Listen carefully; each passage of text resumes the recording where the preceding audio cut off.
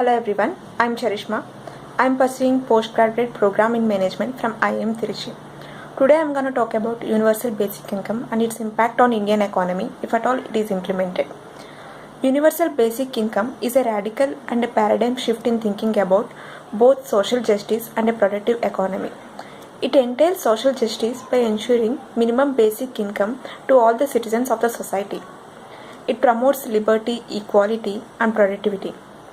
Counting upon the fact that India is facing problems in poverty, unemployment, and administrative inefficiencies, UBI appears to be an effective tool in weeding out all these problems and setting our economy on a right path to growth.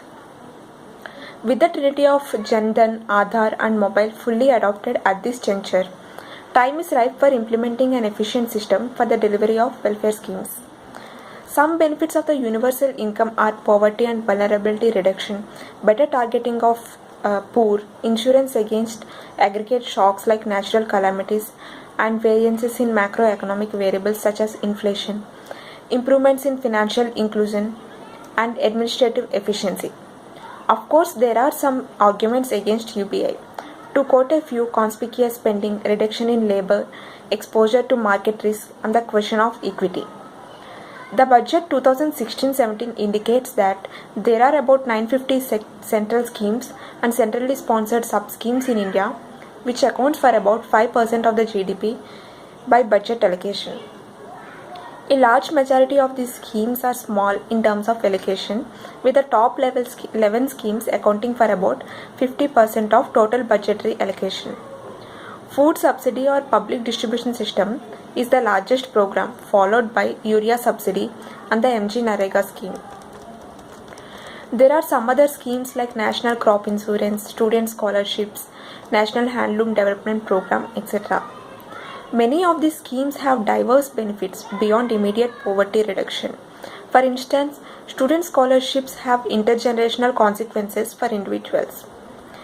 Even leaving aside their effectiveness, considerable gains could be achieved in terms of bureaucratic costs and time by replacing many of these schemes with UBI.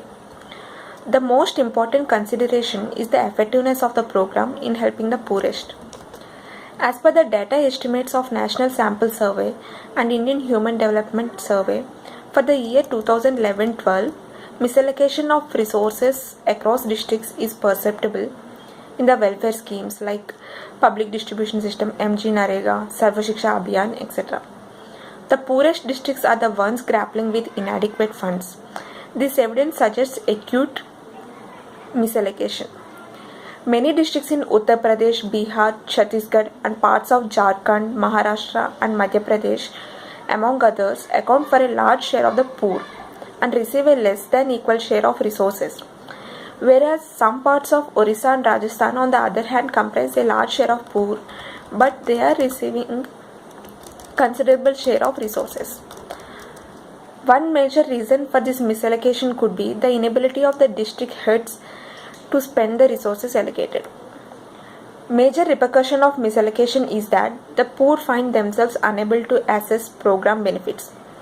As some districts with the more poor are allocated with little resources, it is evident that some deserving households would be excluded.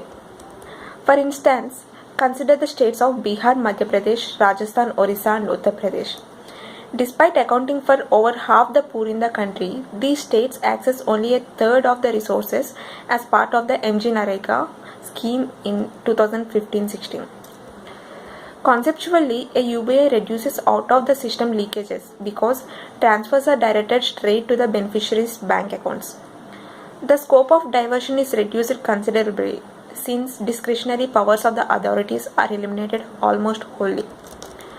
Poor households are often faced with idiosyncratic shocks such as bad health and job loss, and aggregate shocks such as natural disasters and political risk.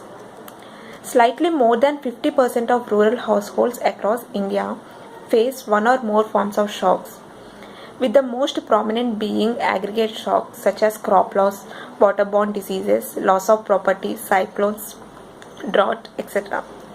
In the face of such shocks, about 60% of the individuals use their personal savings to cope with the shocks, while only 10% seeks for government assistance and 6% look out for aid from their friends. Therefore, a guaranteed income can serve as a shield against such shocks. As said before, the UBI tool may have some downsides like conspicuous spending and the question of equity. However, these issues can be tackled by certain measures like defining the non-deserving based on the ownership of key assets such as automobiles, air conditioners, or bank balances exceeding certain size. Adopting a give it up scheme wherein those who are non-deserving choose to opt out of the program voluntarily, just as in the case of LPG gas subsidies. Introduction of a system where the list of UBI beneficiaries would be displayed publicly. This would hinder the non-deserving UBI beneficiaries to opt out of the scheme themselves. Another most important thing is self-targeting. It is a system where beneficiaries regularly verify themselves in order to avail benefits of UBI scheme. The issue with this approach is that it conflicts with the essence of JAM, whose appeal lies directly in the costless transfer of the state's welfare subsidies to beneficiaries' accounts. So now the question is how to go about implementing this UBI.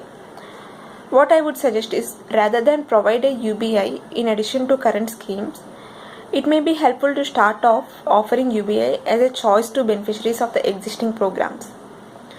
Summing up all these facts, this UBI is a powerful idea whose time may not ripe to implement, but it is the right time for serious discussion in a country where cashless economy is the major trend. Thank you very much.